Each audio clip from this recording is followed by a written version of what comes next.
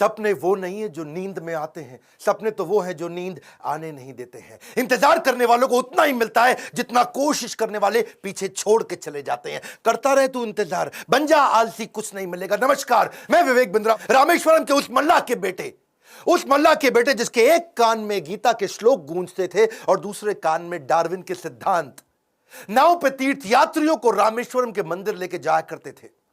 और जब तीर्थयात्री रामेश्वरम मंदिर की परिक्रमा करते थे उतनी देर बैठ के ये फिजिक्स के सिद्धांत पढ़ा करते थे। बिखरी जुल्फों वाले सिर्फ मेरे या आपके नहीं बल्कि पूरे देश के चहेते डॉक्टर एपीजे अब्दुल कलाम की आज बात करेंगे। एपीजे, ए मतलब अबुल उनके परदादा, पी मतलब पाकिर उनके दादा, जे मतलब जैनुल अब्दीन उनके पिताजी, और अब्दुल कलाम वो उनका खुद का नाम। 11वें राष्ट्रपति, 2002 से 2007 जनवादी राष्ट्रपति, पीपल्स प्रेसिडेंट। एक बार की बात है, कॉन्फ्रेंस में एक अंग्रेज ने पूछा कि अब्दुल कलाम कौन है, एक वाक्य में बताइए। तो वहां बैठे एक बच्चे ने जवाब दिया, he is simple Indian who is inexplicable, यानी कि जिसको एक्सप्लेन ही नहीं कर सकते even with the best of the objectives. यानी कि एडजेक्टिव क्या होता है, वो जो नाउन को समझाता हो।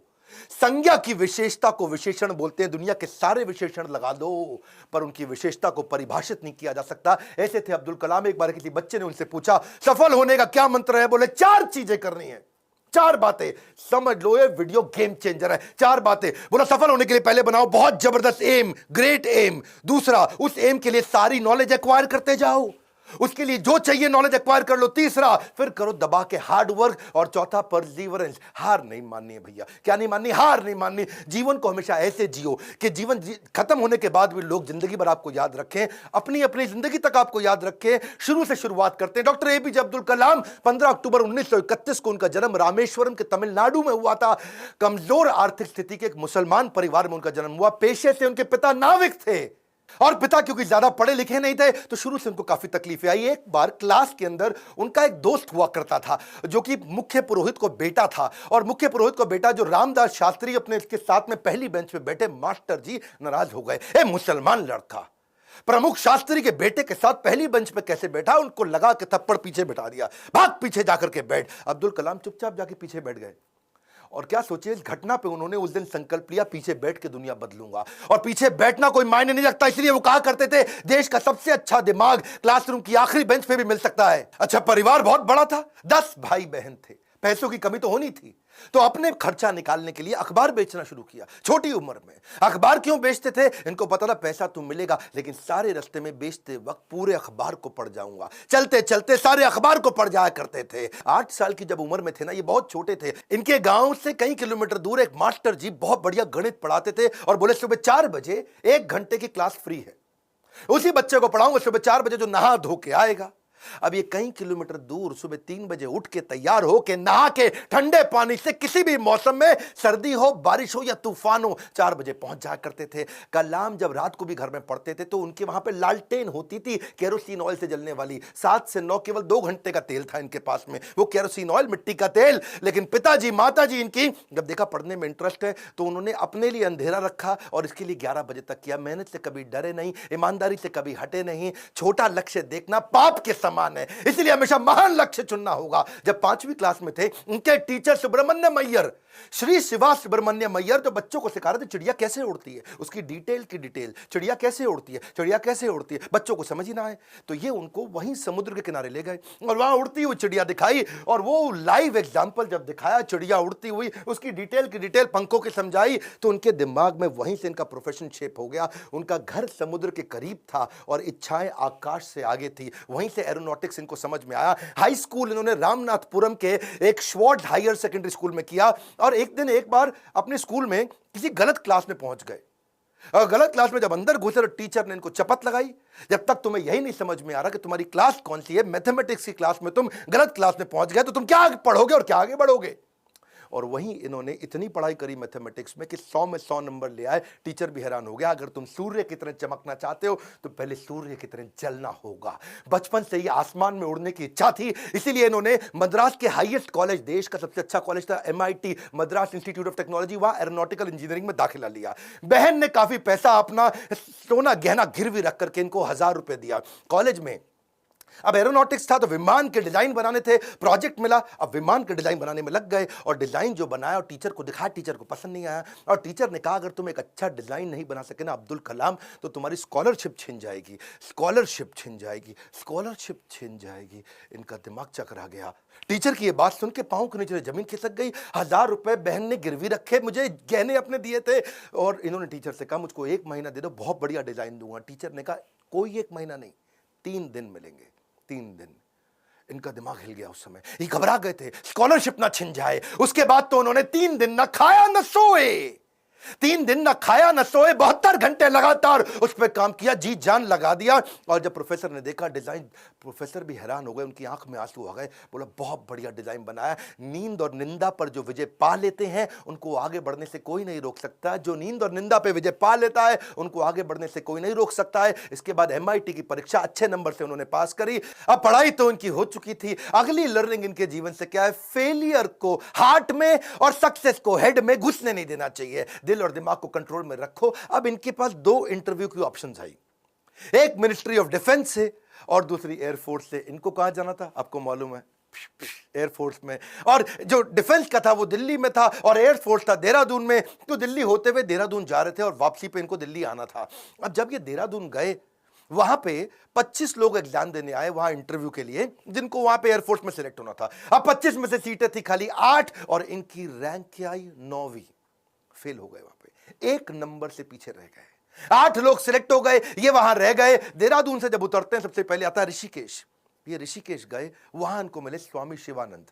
स्वामी शिवानंद तो बहुत पॉपुलर है, आज भी ऋषिकेश में उनके कई मठ हैं। तो इन्होंने शिवानंद के जाकर के अपनी तकलीफ बताई। उन्होंने इनको गीता पढ़ने के लिए जब बताया और इनसे कहा कि अगर ख्वाहिश आपके दिलो जान से निकले, पवित्र हो और उसमें शिद्दत हो तो कमाल की एक अजीब सी ताकत होती है उसके अंदर। इसलिए जो तुमने सोचा है वो होगा, तुम विश्वास से रखो। ये गीता का लर्निंग था। यम यम तम तम, जैसा जैसा वैसा वैसा। यम यम वापी स्मरण भावम, जहां तुम्हारा स्मरण और भाव होगा तुम वैसे पक्का बन जाओगे। कलाम उसके बाद जब दिल्ली लौट के आए अपने गुरु से मिलने के बाद, तो वो मिनिस्ट्री ऑफ डिफेंस की नौकरी बची थी DRDO की। किसको पता था वही DRDO इनकी देश को आगे बढ़ाने में सबसे कारगर होगा। ये वहां प्रमोट हुए और किनके साथ? डॉक्टर विक्रम साराभाई की टीम में आ गए। आप चाहते हैं डॉक्टर विक्रम साराभाई पे भी हम वीडियो बनाएं? ये पेट्रियोटिक थे, अपॉर्चुनिस्टिक नहीं थे। अब्दुल कलाम विशेष व्यक्ति थे। 1963 में विक्रम साराभाई की टीम से इनको सिलेक्ट किया गया कि इनको नासा भेजो भैया ट्रेनिंग के लिए। ये 6 महीने की ट्रेनिंग के लिए नासा गए। नासा समझो भैया, नासा अमेरिका सबसे बड़ी संस्था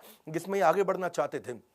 नासा इनको देख के चौंक गया, बोला यार लड़का बहुत जबरदस्त है। और इनको क्या बोला? भाई तू बहुत चैंपियन है, मेरी बात सुन, तुझको दे रहे अमेरिकन सिटीजनशिप, यहीं रह जा, तनख्वाह देंगे इंडिया के 5 गुना ज्यादा, अमेरिकन सिटीजनशिप, यहीं किसी गोरी से शादी कर, ओए होए जिंदगी में आराम ही आराम। अपनी ऑटोबायोग्राफी आत्मकथा में इन्होंने बताया कि एक बार के लिए इनके मन में भी विचार आया कि क्या मैं यहां रुकूं या नहीं रुकूं। वो बहुत चुनाव करना कठिन था कि आदर्शों की ओर चला जाए या माला माल होने के अवसर को गले लगाया जाए, या पैसों और करियर के लिए इन्होंने सोचा विदेश नहीं जाएंगे, देश सेवा के इस अवसर को नहीं गवाएंगे। लौट के देश आ गए। डिफिकल्टीज हमेशा आपकी सफलता के रास्ते में आएंगी। अगली कहानी, काफी डिफिकल्टीज आई जब इन्होंने शुरुआती टीम साइंटिस्ट की इसरो में ज्वाइन करी।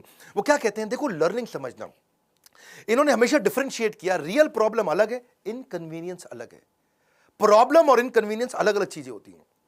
अगर आपके घर में भैया आग लग जाए, घर में आग लग गई, धू धू के घर जल रहा है और उसी वक्त आपकी गर्दन भी टूट जाए, हाथ भी टूट जाए, पांव भी टूट जाए, उसको बोलते हैं आप मुसीबत में हैं। बाकी सब कुछ केवल सामान्य असुविधाएं होती हैं। इनके जीवन में इन्होंने असुविधा पे ध्यान नहीं दिया, रियल प्रॉब्लम्स पे ध्यान दिया। असुविधा बहुत आई क्योंकि ये शुरुआती टीम में इसरो की ज्वाइन किए थे। जिंदगी में जितनी बड़ी मुश्किलें होंगी और उन पर अगर आपने काबू पा लिया तो उतना ही बड़ा आपका नाम भी होगा। जब इन्होंने ज्वाइन किया वहां शुरुआती दिनों में तो सेंट मेरीज चर्च था, कुछ नहीं दिया गया, कोई इन्वेस्टमेंट नहीं थी वहां पे। सेंट मेरीज चर्च को इन्होंने अपना ऑफिस बनाना पड़ा इनको। वहां सारे साइंटिस्ट इंजीनियर जो नासा से ट्रेन होकर आए थे वो चर्च में बैठ के ऑफिस में बैठे और बीच पे उन्होंने समुद्र के किनारे अपना रॉकेट का लॉन्च पैड बनाया और जो अस्तबल होता है या बल्कि कैटल शेड जो गौशाला होती है वहां की लेबोरेटरी बन गई। बिशप जो चर्च के फादर थे उनके घर को इन्होंने अपना वर्कशॉप बनाया। साइकिल पे और बुल्लक कार्ट समझते हैं, बैलगाड़ी है जी, धीरे धीरे चक्का चलता या खुद ही साइकिल पे रॉकेट रख रख के ले जा रहे थे। रॉकेट के छोटे छोटे पार्ट सैटेलाइट, आज भी फोटोग्राफ्स हैं। सारी डिफिकल्टीज के बीच में इन्होंने पहला साउंडिंग रॉकेट 1963 में लॉन्च किया था। ये इतना मशगूल हो गए भैया काम में, इतना मशगूल हो गए, इनकी सगाई फिक्स हो गई थी। उस समय ये 32 साल की उम्र थी, इनकी सगाई फिक्स हो गई, ये काम में लगे रहे, भैया रॉकेट जाएगा, रॉकेट जाएगा, देश का पहला रॉकेट जाएगा। ये सगाई पे जाना भूल गए लोग बेचारे, वहां मंडप पे इंतजार करते रहे। मंडप तो नहीं, रिंग सेरेमनी थी, वहां इंतजार ही करते रह गए। अरे अब्दुल कलाम आएगा, अब्दुल कलाम रॉकेट बनाने में लगे थे देश के लिए। जीवन में कठिन दौर से गुजरते वक्त ये मत सोचिए कि ये जिंदगी में कठिनाइयां हमेशा रहेंगी। ये कठिनाइयां आई हैं और चली जाई हैं, चली जाएंगी। इन्होंने गीता हाथ में पकड़ ली थी, इनको इनके गुरु ने दिया था, और गीता में क्या बताया, आगाम पाइनो, कठिनाइयां आएंगी और चली जाएंगी। 1969 में इसरो के डायरेक्टर की जब इनको कमान दी गई तो उन्होंने सोचा कि क्यों नहीं SLV-3। SLV-3 क्या होता है? ये एक होता है सैटेलाइट लॉन्च व्हीकल, यानी कि कभी सैटेलाइट को भेजते हैं तो उसका एक लॉन्च व्हीकल चाहिए होता है।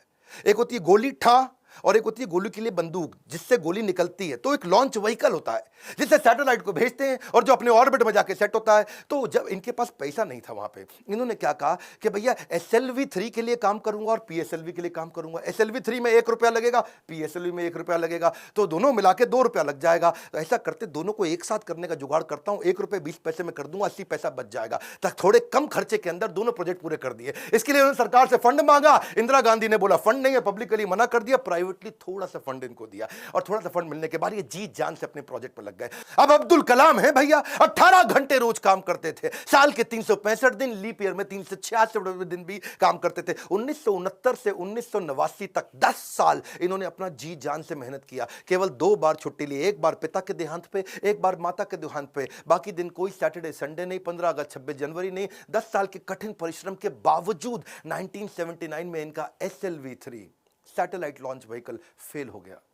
और जब फेल हुआ तो ये बहुत घबरा गए, क्योंकि उस समय ये इसके ऊपर पूरा देश देख रहा था इनको, पूरी दुनिया की मीडिया देख रही थी इनको, हताश हो चुके थे। और उस परिस्थिति में इनके जो प्रोफेसर सतीश धवन जो चेयरमैन थे उस समय, उन्होंने इनको बुलाया कि आओ अब्दुल कलाम, चलो मीडिया इंतजार कर रही है, वहां जाके बात करना होगा। कलाम घबराए हुए थे, अब सब कुछ मेरे ऊपर आ जाएगा, क्योंकि ये मिशन डायरेक्टर, प्रोजेक्ट डायरेक्टर थे।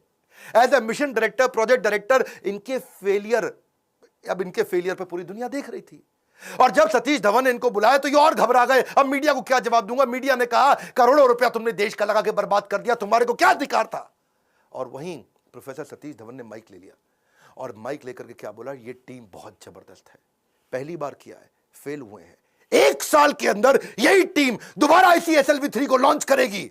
और दुगनी ऊर्जा भर दी टीम के अंदर। सारे फेलियर को, अब्दुल कलाम के फेलियर को उन्होंने अपने ऊपर ले लिया। ये देख करके अब्दुल कलाम हैरान हो गए।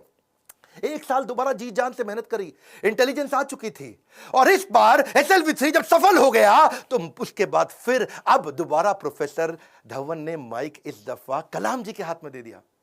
बोला अब तुम सफल हो गए हो, अब जवाब तुम दोगे। अब्दुल कलाम हैरान हो गए, बोले this is called leadership. How to handle success ये सबको आता है, हाउ टू हैंडल फेलियर ये प्रोफेसर धवन ने सिखाया कि जब मैं सफल होऊंगा तो टीम को क्रेडिट दे दूंगा, और जब विफल होऊंगा तो सारा का सारा फेलियर अपने ऊपर ले लूंगा। इस बात से प्रभावित आगे चल के इंदिरा गांधी भी हो गई, और देखा क्या उन्होंने कि ये दोनों ने बहुत जबरदस्त काम किया। उन्होंने प्रोफेसर धवन को बोला मैं अब्दुल कलाम से मिलना चाहती हूं, इन्होंने अब्दुल कलाम को बोला आ जाओ भैया, इंदिरा गांधी मिलना चाहती हैं। वो बोले भाई मेरे पास तो कपड़े नहीं, मैं चप्पल में फटी हुई घूम रहा हूं, मैं कैसे अब उनके आकर के मिलूंगा। तो उन्होंने कहा कि भाई कलाम, तुम पहले से ही सफलता का सूट पहने हुए हो, कलाम तुमने पहले से ही सफलता का सूट पहना है, कपड़ों का सूट नहीं चाहिए। और उन्होंने जाकर के वहां जब इंदिरा गांधी से मिले, बड़ी प्रभावित थी। उन्होंने कहा कि अब तुम्हारे को डिफेंस में और काम करना पड़ेगा। इस समय चाइना भी, पाकिस्तानी भी, आजू बाजू सब लोग मिसाइल की तैयारियां कर रहे हैं, तुम मिसाइल बनाओ हमारे देश के लिए। और उसी समय अटल बिहारी वाजपेयी से भी उनकी पहली मुलाकात हुई। अटल से जब उन्होंने हाथ मिलाने के लिए आगे बढ़ा तो अटल इनसे हाथ नहीं मिलाए, अटल बिहारी जी इनको गले लगा लिए। इंदिरा गांधी मुस्कुराई, बोलिए ध्यान रखना अटल बिहारी जी, ये मुसलमान है। अटल बिहारी बोले ये मुसलमान बाद में हैं, पहले हमारे देश के नागरिक हैं और हमारे देश के महान साइंटिस्ट हैं। अब्दुल कलाम उनको देख के बहुत मुस्कुराए। सफलता पे सफलता मिल रही थी, उसका उन्हें इनाम भी मिल रहा था। 1981 में पद्म भूषण अवार्ड दिया, 82 में DRDO का डायरेक्टर बना दिया। डिफेंस की ऑर्गेनाइजेशन DRDO उसके मुख्य पद पे आ चुके थे, पर मन से वो खुश नहीं थे, मन से खुश नहीं थे, क्योंकि जानते थे कि चाइना और पाकिस्तान मिसाइल पे मिसाइल बना रहा है और उन्हें देश की सुरक्षा खतरे में नजर आ रही थी। उस दौरान कमाल की बात देखो, अजीबो गरीब इमेजिनेटिव व्यक्ति थे अब्दुल कलाम जी। उन्होंने महाभारत को पढ़ना शुरू किया और महाभारत में बर्बरीक की कहानी सामने आई, उससे बड़े इंस्पायर्ड हुए। बर्बरीक की कहानी अलग सी थी। बर्बरीक कहते हैं कि उनके पास 3 तीर है और 3 तीर से वो क्या करेंगे, पहले तीर में सबको प्रोटेक्ट कर लेंगे, भाई किस किस को प्रोटेक्ट करना है, दूसरे में किस किस को अटैक करना है। मेरी बात समझना, पहले 2 तीर में क्या करेंगे, किसको अटैक करना उन सबको डिसाइड कर लेंगे, उसके बाजू में किस किस को, सबको थोड़ी पूरा का पूरा शहर उड़ा दें भाई, जिसको प्रोटेक्ट करना उसको सिलेक्ट कर लिया, जिसको अटैक करना उसको सिलेक्ट कर दिया, तीसरे तीर में गेम ओवर, खत्म कर दिया। तो उनके पास 3 तीर थे। वहां सोचे यार ये तीर किसको प्रोटेक्ट किसको अटैक कैसे जाना है, किधर किधर जाना है, बड़ा गाइडेड तीर है। वहां से उन्होंने इंटीग्रेटेड गाइडेड मिसाइल प्रोग्राम तैयार किया कि क्यों नहीं कोई ऐसी मिसाइल बना दे कि आदमी लेफ्ट भागे तो मिसाइल लेफ्ट चली जाए, आदमी राइट भागे तो मिसाइल राइट चली जाए, और जिस टैंक को उड़ाना है वो टैंक आगे निकल गया तो मिसाइल आगे चली जाए। गाइडेड मिसाइल कैसे बनाए, बर्बरीक के उनको इस प्रसंग से इमेजिनेटिव थे। एक इंटरव्यू में बोले कि भगवान कृष्ण के सुदर्शन चक्र से सीखने को मिला। भाई भगवान कृष्ण का सुदर्शन चक्र बड़ा रिमोट कंट्रोल्ड होता है। भाई कृष्ण ने चक्कर छोड़ा और सामने वाले के पास जाके पहले चक्कर रोक दिया, जितनी देर पहले बातचीत करनी है बातचीत कर लिया, चक्कर घूमे जा रहा है, और जब बोलते खत्म करो अटैक करो तो चक्कर मारा उसको और वापस आ गया। तो बोले यार ये बड़ा सिस्टम है, बड़ी एडवांस टेक्नोलॉजी थी। तो वहां से उनको इंटीग्रेटेड गाइडेड मिसाइल ये मॉडल उन्होंने शुरू किया और उसके बाद उन्होंने एक के बाद एक मिसाइल की झड़ियां लगा दी। देखो, who dare to imagine the impossible are the ones who will break all human limitations. Imagination के बारे में वो हर कॉलेज में लेक्चर दिया करते थे। 1985 में उन्होंने त्रिशूल नाम की मिसाइल लॉन्च करी, फिर उन्होंने पृथ्वी लॉन्च करी 1988 में। 89 में अब अग्नि के पीछे लगे हुए थे। उन्होंने आकाश भी कर दिया, नाग भी कर दिया, अग्नि नहीं होती थी उनसे, अग्नि में बार बार फेल हो रहे थे। अग्नि मिसाइल ये बड़ी इंपॉर्टेंट प्रोजेक्ट था, लेकिन देश भर में अब लोगों ने क्वेश्चन करना शुरू कर दिया। लोग अपने अपने हिसाब से इसका अलग अलग मतलब निकाल रहे थे, भाई क्यों फेल हो रहे हैं। अमूल ने तो वहां पे एक ऐड लगा दी, और अमूल कहता है जी अग्नि मिसाइल के अंदर तुम्हारा पेट्रोल कम पड़ जाता तो अमूल का बटर डाल लो। लोगों ने मजाक बनाना शुरू कर दिया और बार बार लोगों के सवालों के कारण ये बहुत सीरियस थे, और उसी 89 के एंड आने से पहले पहले इन्होंने अग्नि को भी सफल बना दिया। बार बार असफल होने पर भी उत्साह न खोना ही सबसे बड़ी सफलता है। बाकी सारे शक्तिशाली देशों को वो देख रहे थे, वो मिसाइल लॉन्च कर रहे थे, दूसरे महाद्वीप पे कैसे अटैक कर सके, इंडिया से मिसाइल छोड़े यूरोप तक पहुंच सके, अमेरिका तक पहुंच सके, दूसरे महाद्वीप तक पहुंच सके। सब लोगों ने बड़ी तैयारी करी। इन्होंने 89 में अग्नि को जब लॉन्च किया तो रशिया, यूएस, चाइना, फ्रांस और यूके के बाद भारत छठा देश था जिसने इतने पावरफुल मिसाइल्स बनाए। मेरी बात समझिए, दुनिया भर के 250 देशों को पीछे करके अब्दुल कलाम थे जिन्होंने भारत को छठे रैंक पर लाके खड़ा किया। हाँ, ये कहते थे मिसाइल यूज नहीं करना है, लेकिन विराट रूप तो दिखाना है ना अपना।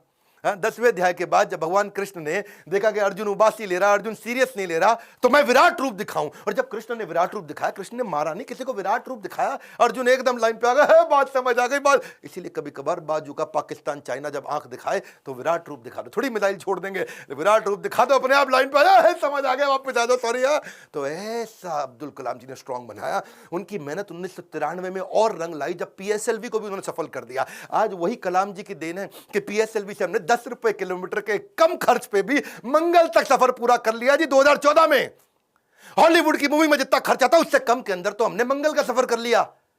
2017 में ये अब्दुल कलाम जी थे जिनके चलते 104 सैटेलाइट एक रॉकेट से लॉन्च किए। दुनिया में सबसे सस्ता अफोर्डेबल प्रोग्राम ये अब्दुल कलाम जी की देन थी। 1979 में वही कलाम थे, वही भारत था, कोई देश मदद नहीं कर रहा था। ये 1979 था और आज 2017 में ये कलाम जी की देन है जब दुनिया भर के देश इंडिया के पास आए, भाई हमारा भेज दो यार, अपने रॉकेट में हमारा भी भेज दो। हमने यूएस की मदद करी, नीदरलैंड की करी, स्विट्जरलैंड की करी, इजराइल की करी, कजाकिस्तान की करी, यूएई की करी, और हमारे 100 मिलाकर के 104 सैटेलाइट एक साथ भेजे थे। ये अब्दुल कलाम जी की देन है। अच्छा वापस चलते हैं 93 के पीएसएलवी जब उन्होंने इसको सफल बनाया, उसी समय न्यूक्लियर पावर की बातचीत दुनिया भर में बहुत हो रही थी। इन्होंने देखा कि भाई अमेरिका धमकियां भी बहुत दे रहा था। अब बात यह है कि धमकियों से डरना पुरुषार्थ से बेईमानी है, और जो देश के लिए कुछ भी कर गुजरे वही सच्चा हिंदुस्तानी है। कलाम जी सच्चे हिंदुस्तानी थे। उन्होंने 3 तरकीबें अपनाई।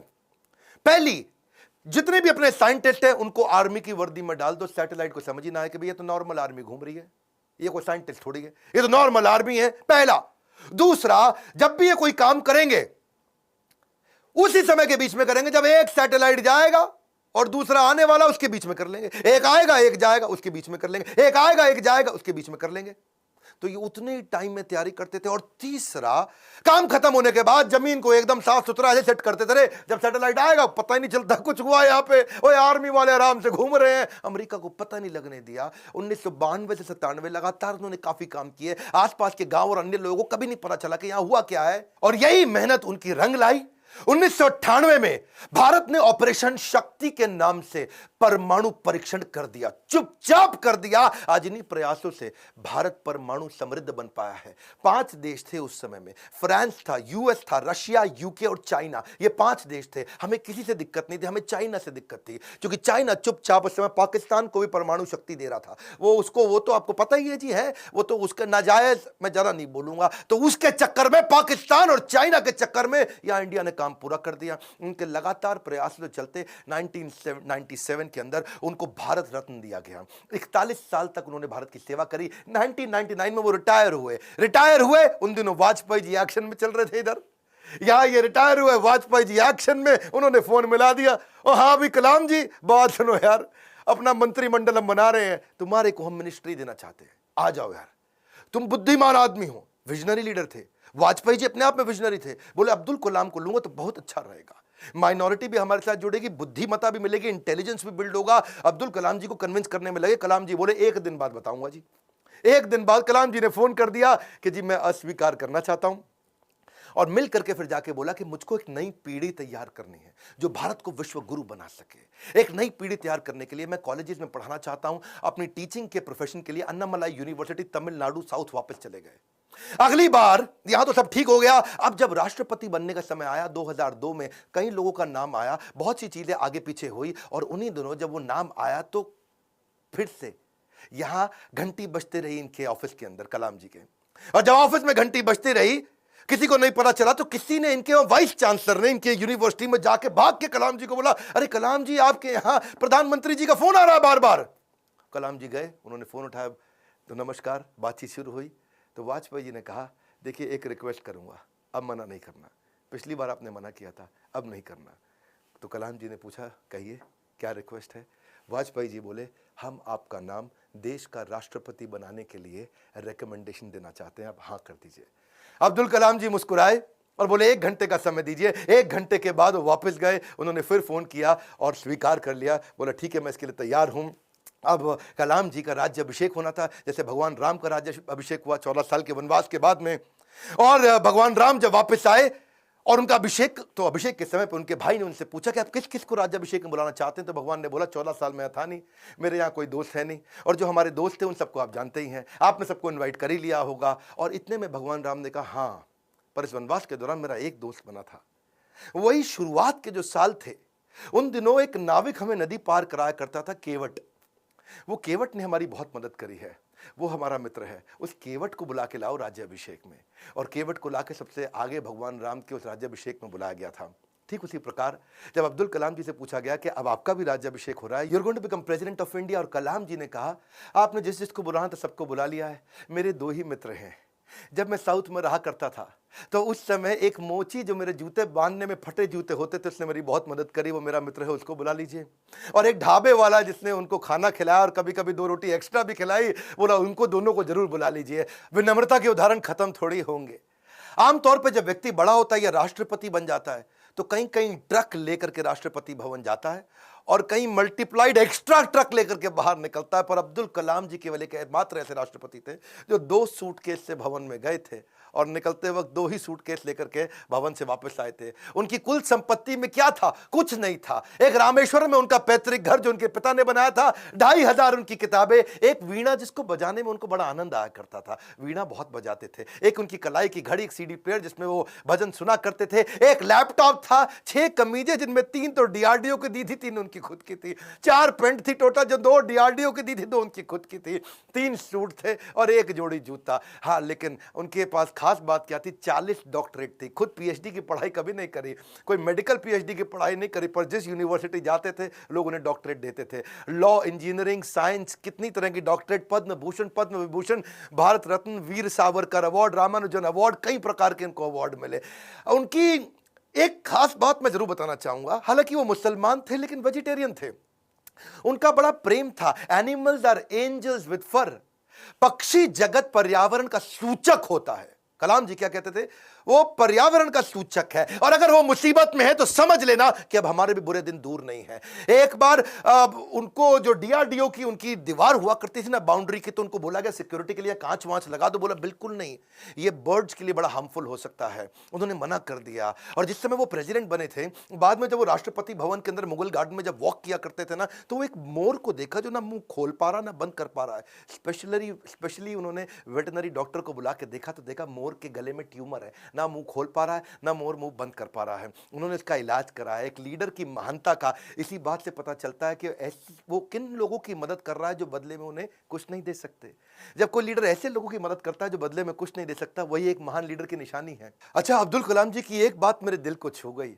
वो परिवारवाद नहीं, राष्ट्रवाद में बिलीव किया करते थे। जब वो राष्ट्रपति भवन में थे, See, he's a man of principle and therefore is always respected everywhere. उनके क्योंकि जो भाई थे ना, उनको बहुत प्रेम करते थे, बहुत प्रेम करते थे अपने भाई से, बचपन से ही प्रेम था। और उनके अपने सगे भाई का पोता दिल्ली के अंदर मुनीरका में किराए के कमरे पर रहा करता था। 2006 में जब कलाम ने एक दफा सारे परिवार को इनवाइट किया, क्योंकि उनका कोई परिवार वहां रहता नहीं था, वो राष्ट्रपति भवन में अकेले रहते थे। और जब एक बार उन्होंने सारे परिवार को बुलाया राष्ट्रपति भवन में, तो वो लोग 8 दिन तक रहे। और सारे परिवार, क्योंकि 10 भाई बहन थे ना, तो 52 लोग आए। और कलाम जी ने देखा बहुत खर्चा हो रहा है, तो उन्होंने चाय की प्याली तक का हिसाब रखना शुरू किया।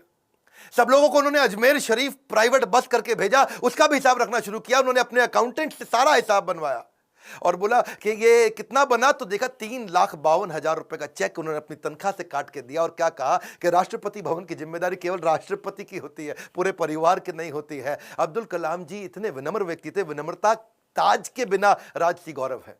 वो ऐसी चीज है, महान व्यक्ति की महानता ही उसकी नम्रता है। डॉक्टर कलाम को एक बार आईआईटी बीएचयू के अंदर चीफ गेस्ट के रूप में इनवाइट किया गया, और जब वहां पे आए तो वहां पे 7 कुर्सियां थी। बीच वाली कुर्सी थोड़ी ऊंची थी, और जो बीच वाली कुर्सी ऊंची क्योंकि वो राष्ट्रपति थे, उनको बैठना था। उन्होंने बोला ना ना ना, कुर्सी हटाओ, बराबर की कुर्सी लगाओ। तो बोले नहीं सर, ये स्पेशल कुर्सी है हमारे चीफ गेस्ट के लिए। तो वो समझ गए कि चीफ गेस्ट कौन होते हैं भैया, जो एजुकेशन में महागुरु है वही है। तो उन्होंने वाइस चांसलर को बोला, आप आइए बैठिए। वाइस चांसलर घबरा गए, बोला राष्ट्रपति आप हैं, you are the first person of our country, आप बैठेंगे। बोला बिल्कुल नहीं। फिर उन्होंने अपनी कुर्सी हटवाई, बराबर की कुर्सी पे बैठे। कलाम जी ऐसे थे, ईमानदारी एक जादुई गुण है। यदि आपका हृदय ईमान से भरा है तो शत्रु का पूरा संसार आपके साथ खड़ा है। कहते हैं कि कोई भी पैतृक संपत्ति, माता पिता की दी हुई कोई भी पैतृक संपत्ति ईमानदारी के बराबर आपको अमीर नहीं बना सकती। सबसे ज्यादा अमीर व्यक्ति वही जो ईमानदार है। पूरा संसार आपके साथ खड़ा है। कलाम साहब तो एवर यूथफुल थे। 70 साल की उम्र में youth icon of the year का अवार्ड उनको मिला। हमेशा जीवन में भगवत गीता और कुरान दोनों साथ में रखते थे। 83 वर्ष की उम्र में उन्होंने रिटायर नहीं किया, रिट्राई किया। He was not tired, he was inspired, he was not tired up, he was fired up। आंखों में रोशनी तो उनकी कम हो रही थी, पर युवाओं के भविष्य को रोशन करने में लगे थे। उनके शरीर के पांव के कदमों की गति कम हो गई थी, पर देश की समृद्धि की गति को बढ़ाने में लगे हुए थे। एक असाधारण, एक अनोखा, अस्वाभाविक, अलौकिक व्यक्तित्व के 2015 में हमेशा के लिए हमको अलविदा करके चले गए। और कहां गए? उसी IIM शिलोंग के अंदर आखिरी लेक्चर देते वक्त जैसे क्षत्रिय अपने युद्ध के मैदान में लड़ाई करते हुए वीर गति को प्राप्त करता है, ऐसे ही IIM शिलोंग के अंदर लेक्चर देने के बाद तुरंत वहीं लेक्चर देते वक्त जो कल था वो आज नहीं है, जो आज है वो कल नहीं होगा, वैसे ही इस ब्रह्मांड में दूसरा कोई कलाम नहीं होगा। स्विट्जरलैंड जैसा देश जो साइंटिफिक रिसर्च के मामले में 8वें पायदान पे आता दुनिया में, और जब वो 26 मई कलाम स्वयं जब उनके देश गए थे, तो वही स्विट्जरलैंड उसको साइंस डे के रूप में मनाता है। यूएन उनके जन्मदिन को यूएनओ कहता है कि इसको हम वर्ल्ड स्टूडेंट डे के रूप में मनाते हैं। बन जाती है परिभाषा भारत के सम्मान की जब जब बात होती है श्री APJ अब्दुल कलाम की। एक ऐसा व्यक्ति जो मिट्टी के तेल में पढ़ करके जीवन बिताया, जिसने हाथ में फिजिक्स की किताब, जिसने दिन रात पढ़ाई करी, अखबार बेचते बेचते पढ़ना सीखा।